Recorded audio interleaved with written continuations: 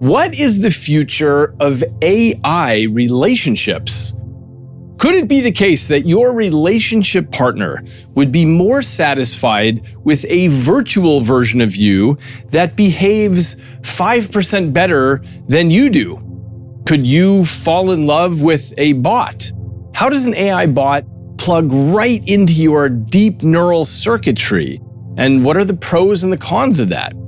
And what will it mean when humans you love don't have to die but can live on in your phone forever? Welcome to Inner Cosmos with me, David Eagleman. I'm a neuroscientist and an author at Stanford, and in these episodes, I examine the intersection of our brains and our lives.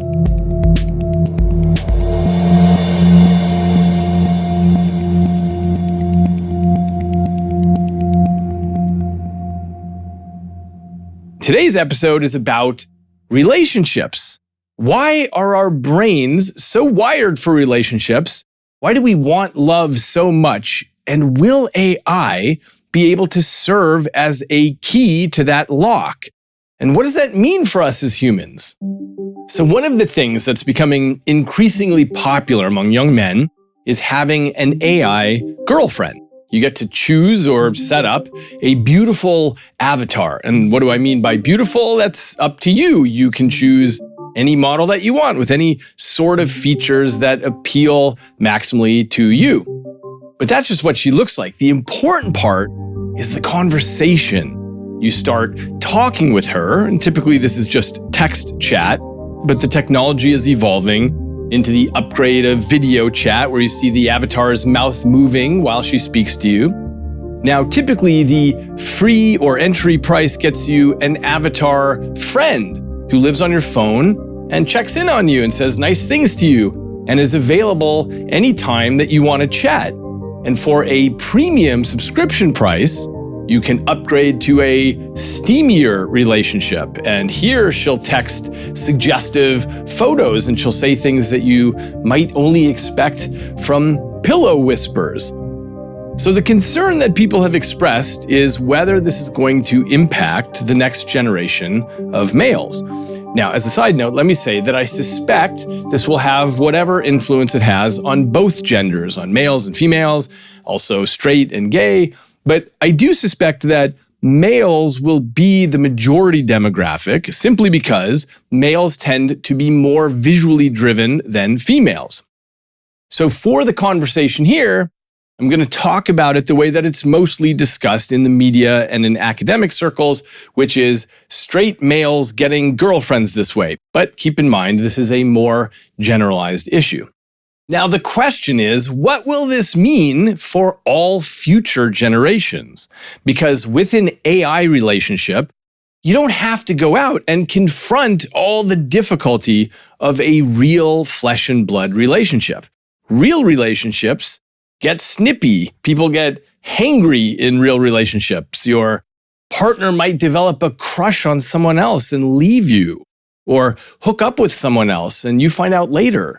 Or your partner might develop an illness, or she might get a job somewhere else and have to move, and then you're stuck in a lonely long-distance relationship for years, or whatever. Relationships are full of challenges, the majority of which can get circumvented with a nice algorithm that is just content to listen to you all the time and remember everything you say and give you 100% attention and always be nice. So my wife sometimes jokes with me about wanting to build the 5% better David. She has, mostly as a joke, talked about this issue of what if she could have an AI avatar of me that is never distracted with work or never looks at my cell phone when it dings in the middle of a conversation we're having, or never wakes up from a weird dream and has a funny morning, or never argues over some misunderstanding that's later understood to be stupid and meaningless. And she tells me that she wants 5% better David to always tell her she's right, even in those rare cases when she's wrong. The key is that 5% better David never gets busy or occasionally snarky or forgets some occasion. Instead, he represents all the best of me. And I'll just note that it's very kind of her to label this 5% better, David, because she could say like 90% better and she'd be justified. Why? It's because we are all very imperfect in relationships. As I've talked about on other episodes, we are each living on our own planet in the sense that we carry our own internal models of the world. And as much as we work to understand one another's viewpoints and motivations and intentions, we're not always that good at it because we assume that other people are seeing the world in the same way that we do. They have the same methods for sense making. They gather meaning in the same way that we do. And we assume they generally hold or should hold the same opinions about everything that we do. And this is because the brain is locked in silence and darkness and has no meaningful direct access to the outside world. And so it gathers up all its information through its narrow windows of the senses, and it builds its internal model from this very thin trajectory of space and time that it walks along. And this is why everyone is so different on the inside, and therefore why relationships are always full of misunderstanding and often conflict. So relationships are inherently tough, and the question is, when would it be a good thing if you could have an artificial partner who represents all the best of what a person can be? So a lot of people will immediately say no to this idea, but it's worth noting that we're all striving to be the 5% better versions of ourselves. We don't want to be snarky or hangry or distracted when a loved one is talking to us. It's not like we get some extra pleasure out of doing that. And it's not like the relationship gets some extra boost or closeness from that having happened. So presumably, this is all part of why AI relationships have become a thing, a possibility that we talk about nowadays. In Japan, many young men apparently already prefer to have relationships with their digital assistants or avatars or holographic girlfriends instead of dealing with the complexity of real-life relationships. And according to research, Gen Z is more readily predisposed to seek out relationships with AI-generated avatars. First, because they're comfortable using the technology in this way compared to previous generations, and also they're participating less often in traditional social activities like regular family dinners or attending religious services or playing sports. And the question is, if AI relationships were to catch on broadly, what will this mean for society? Will kids actually stop going on dates because they can find better relationships online? And this is a real question because there are many startups currently blossoming to create chatbot-driven connections. I'll give you one example. There's a 23-year-old influencer with almost 2 million Snapchat followers. Her name's Karen Marjorie. And earlier this year in May, she released CarynAI, which is an immersive AI experience featuring videos of Margie that she says provide a, quote, virtual girlfriend for those who are willing to pony up $1 per minute. Now, this is what's known as a companion chatbot. And she tweeted that, quote, CarynAI is the first step in the right direction to cure loneliness. Her tweet continues, quote, men are told to suppress their emotions and not talk about issues they're having. I vow to fix this with CarynAI. She says she's worked with leading psychologists to seamlessly include the right therapies to, quote, undo trauma, rebuild physical and emotional confidence, and rebuild what has been taken away by the pandemic, end quote.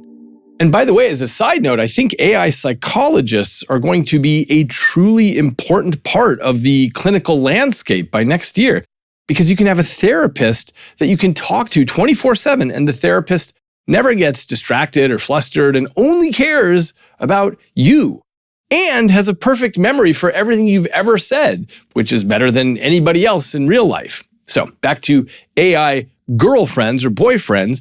The same idea applies here, which is that they are completely devoted to you and always in a good mood and only have you in mind.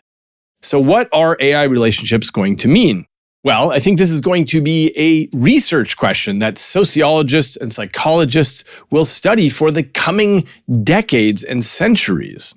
The initial studies are suggesting that people, mostly Gen Zers, are moving closer to the technology to avoid the unpleasant realities of human relationships, all the tough stuff.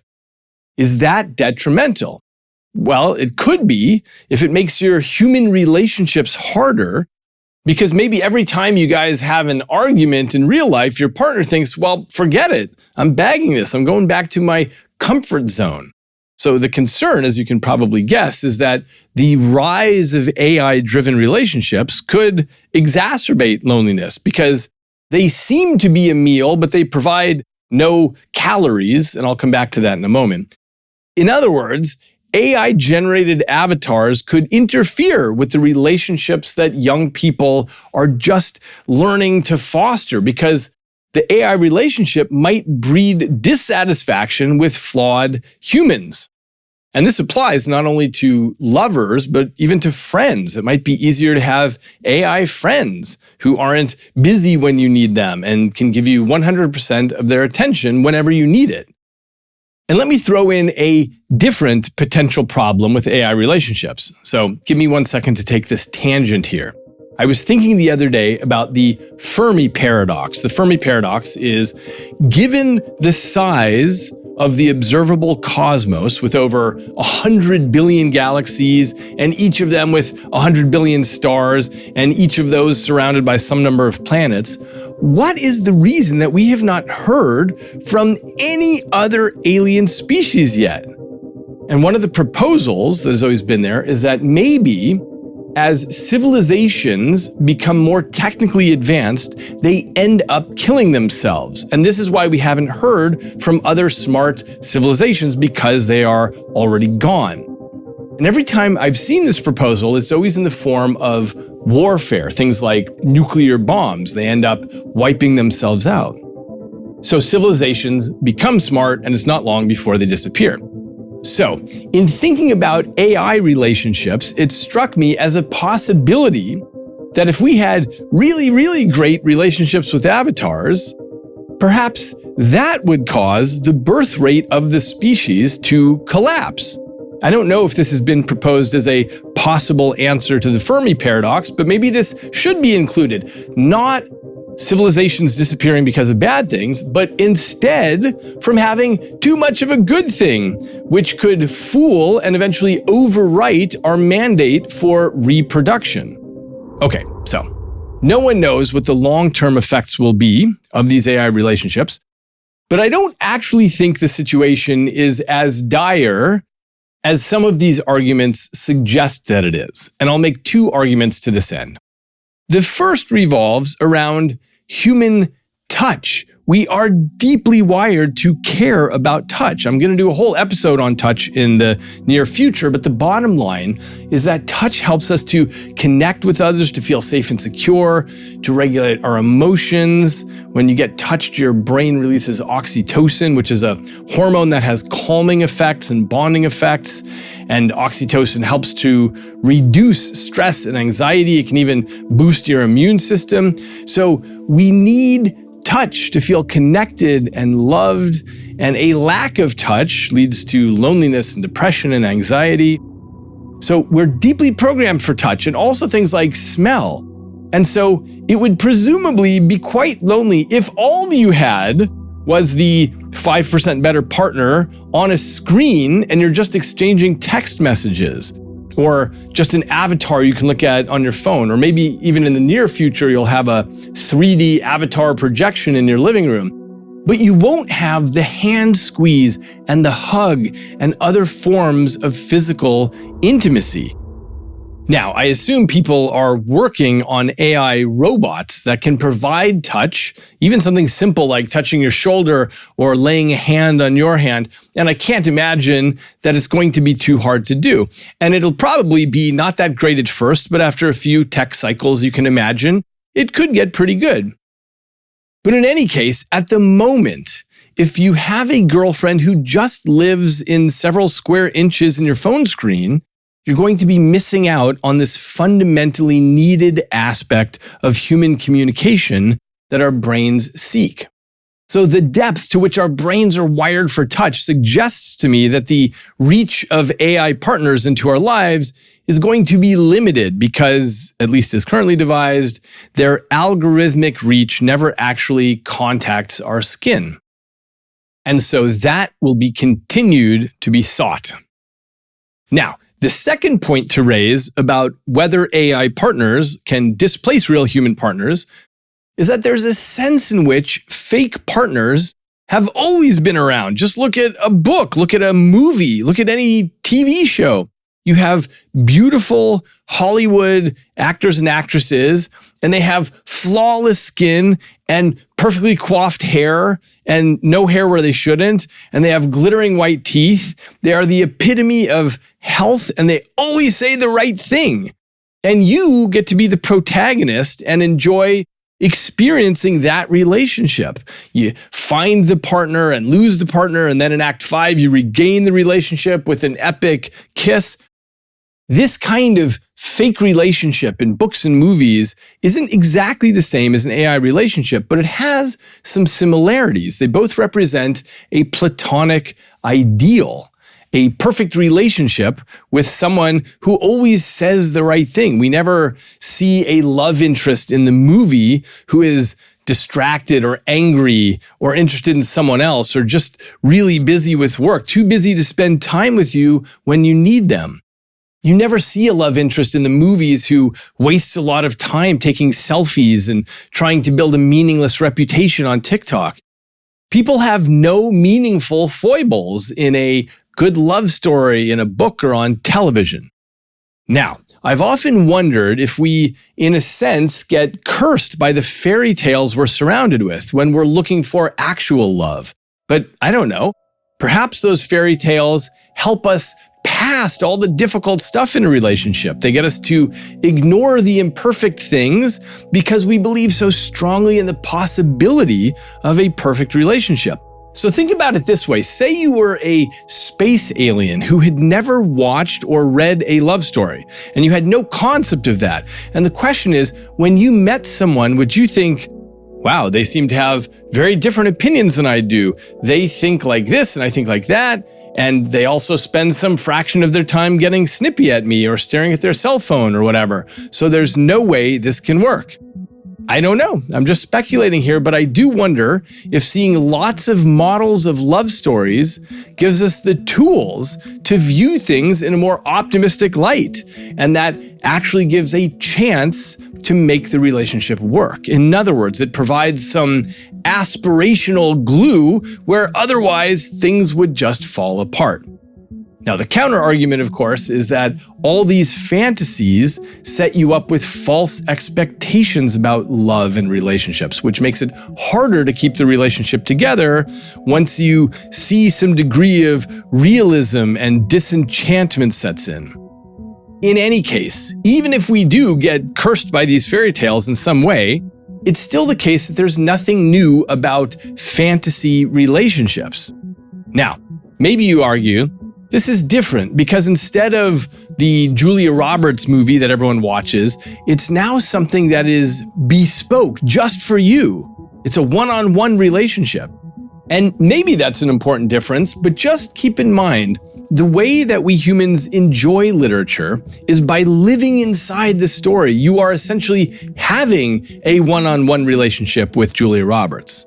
So perhaps it's not the privacy of the relationship, but instead the meaningful difference with an AI relationship is the bi-directional nature of it. Instead of watching a movie where you're simply hearing other characters say lines and Julia Roberts responds, you are now the one coming up with the lines. You are deciding what to say. So maybe this makes a difference. I suspect it enhances the degree of the fantasy. So we have yet to see whether AI will meaningfully replace people's pursuits of other humans because it is touchless and smellless, And it's not clear what the impact is of holding fantasy relationships, because we already do that with book characters and movie stars. So this is going to require many years of real-world data to get a real bead on the impact here. Okay, now whatever you think about AI companions, I have noticed in conversations with my friends, especially those who are married, a question that floats quickly to the surface.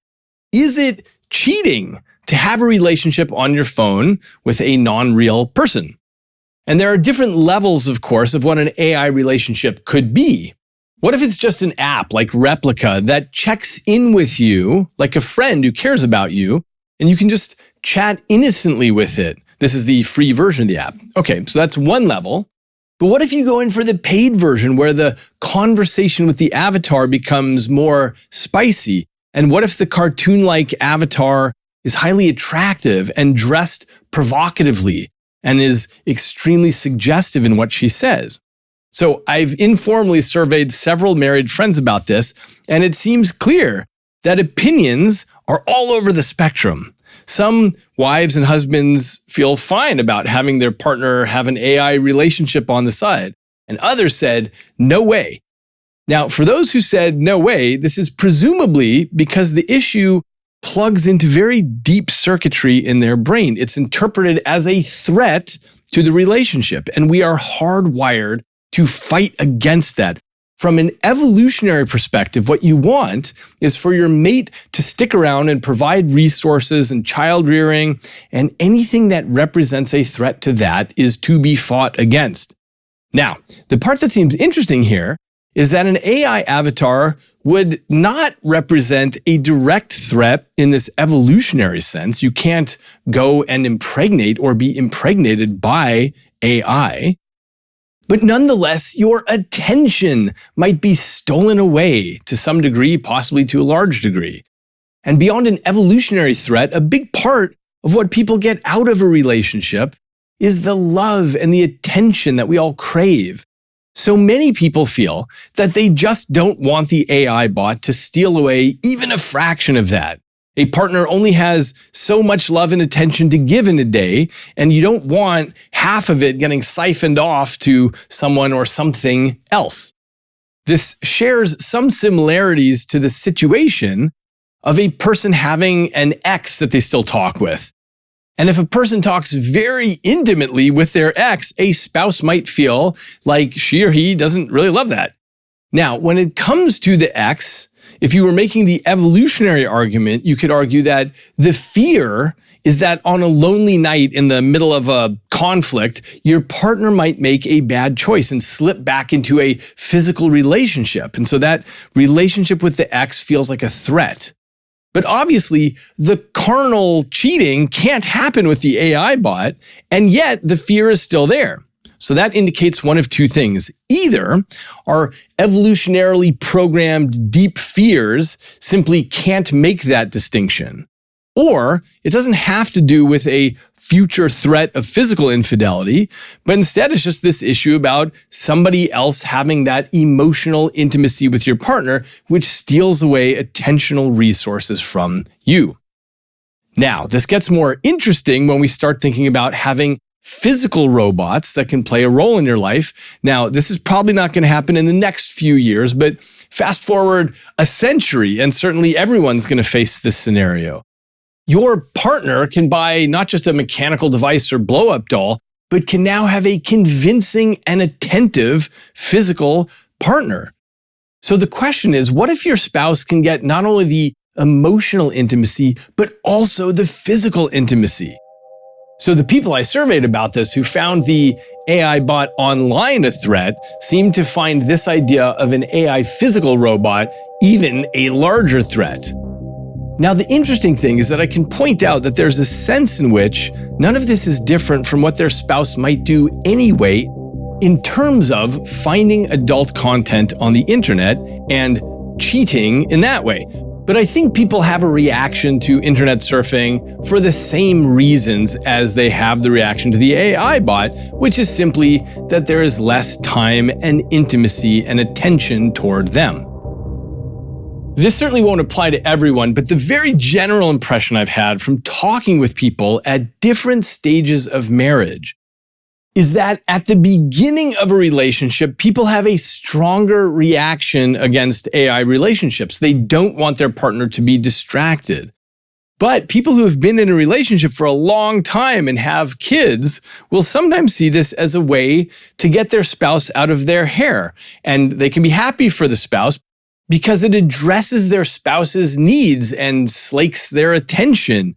In other words, they love their spouse as a partner, and they see this as a way for their partner to fill in needs for intimacy and attention in a way that's innocent and has no meaningful health risks like STDs. So what's become clear to me is that there's no single answer for how a spouse feels or should feel about AI relationships. Some people are against it, some people think it's a great idea, and many people are still somewhere in between or still making up their minds. Now, I want to switch gears from what this means to the partner back to what it means to the brain of the person who is receiving the intimacy. So let's recall the movie Her. It's about this guy named Theodore, who's played by Joaquin Phoenix, and his marriage ends and he's left heartbroken. And he becomes intrigued by a new app. It's actually an operating system in which he can launch this program, and he meets Samantha, who's just a voice played by Scarlett Johansson. And Samantha is sensitive and playful, and this ends up becoming a good friendship, but soon it deepens into love. And he has this relationship with an AI bot, and this relationship means everything to him. Now, the film has an incredible ending because in the final act, he comes to understand that she has been having this relationship with hundreds of thousands of other men all at the same time, because she is computational and operates at a totally different time scale and can process what appears to be intimate conversation at a rate millions of times faster than our poor brains. And so she's maintaining this intimacy with hundreds of thousands of others. And the movie opened up the question, how should Theodore feel about that? Is the intimacy real if it's shared with a city full of other men? Is the relationship real if she lives on a time scale many millions of times faster than yours? Does it matter? Should he still feel the titillation of her saying something sweet and kind to him just when he needs it? These were the questions launched by that particular movie.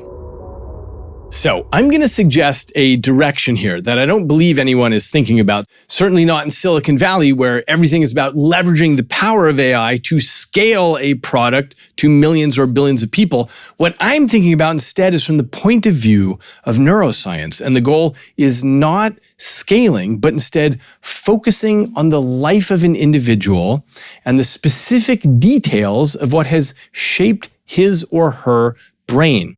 So I'm going to tell you my idea, but first I'm going to start far away and we'll come back around to this. So I spun off a company from my lab called Neuroscience some years ago.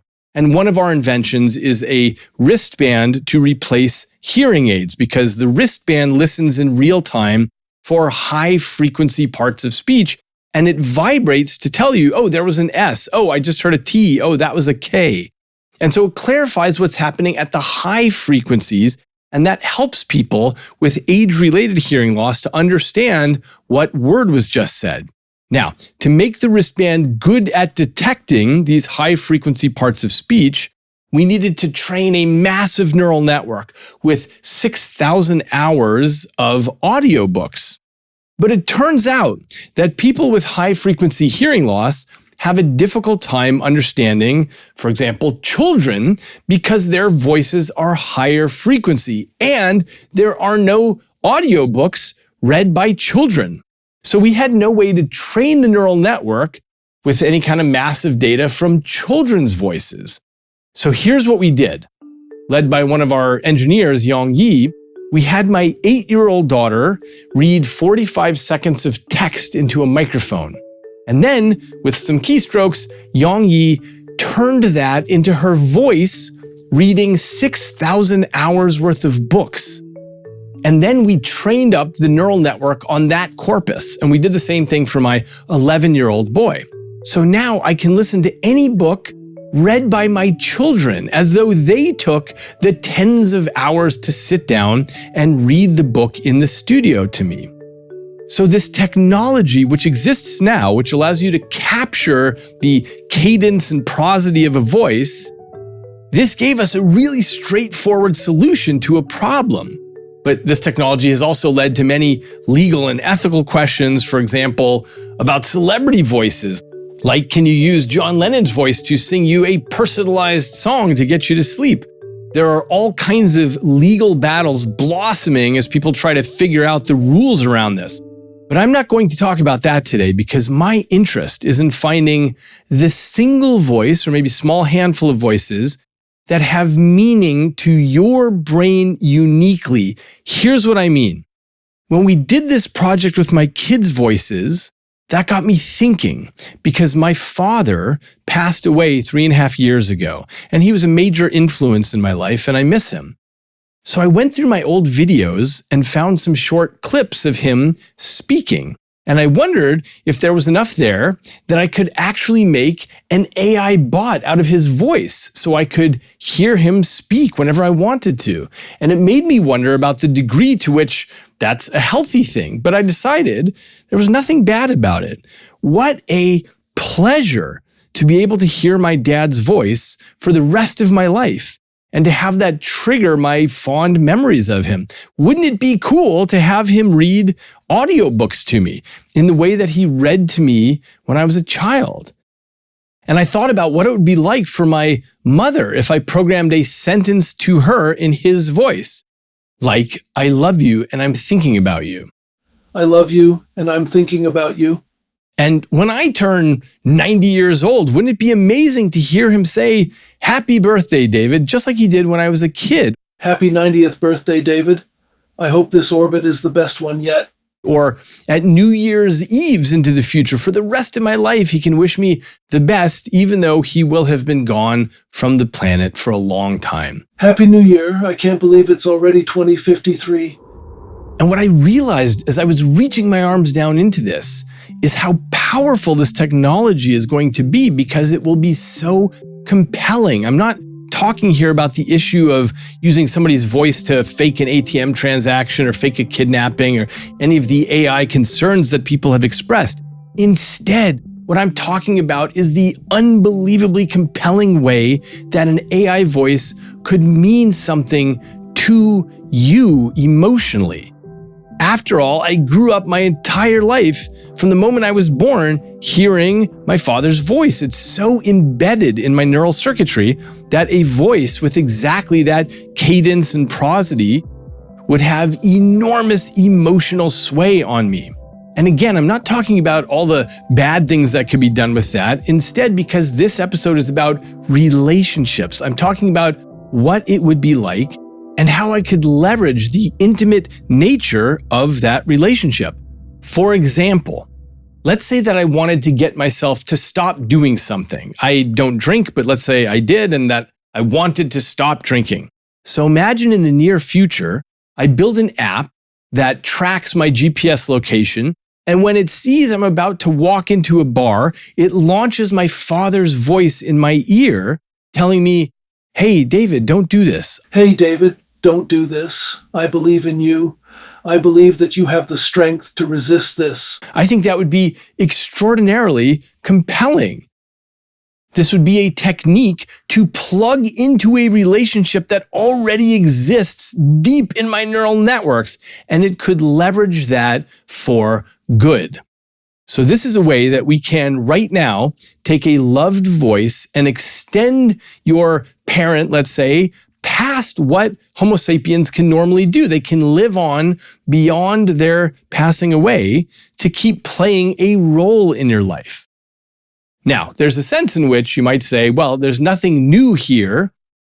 If your parents wrote you a letter, you might find that years after they've passed, and the invention of writing is a way of lasting well past your death and reaching out to people at great distances and across great time chasms.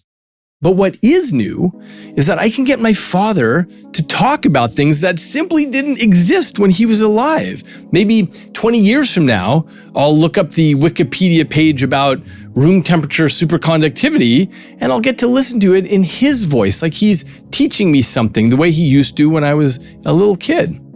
So the part that is new is not the reach of a human, but instead the emotional component to all of this. That is, the overlay of a loved one's voice onto any possible scenario in the future. And the reason this all matters is because that voice has pathways deep into the forest of your neurons. So let's wrap up. Many companies are launching AI relationship bots, and many researchers are exploring what this all means.